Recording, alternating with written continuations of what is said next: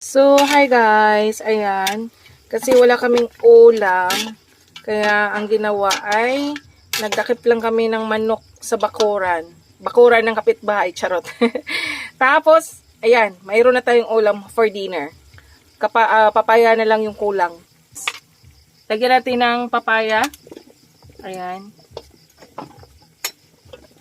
So, may pang-ulam na tayo for dinner. So, ayan. Nilagyan na lang natin ng papaya. Ayan, sarap. Diba? So, ayan na po. Mayroon na po tayong ulam for dinner. Lagyan lang natin ng tubig, guys. Para may maraming sabaw. Ayan, lagyan na natin ng durog na paminta. Ayan, nilagyan na din natin ng pampasarap. Ayan, tinimplahan na natin. Ayan, dagdagan pa natin ng tubig, guys. Lagyan lang natin ng kunting maliit na tuyo or kunting tuyo. Ayan, pampasarap.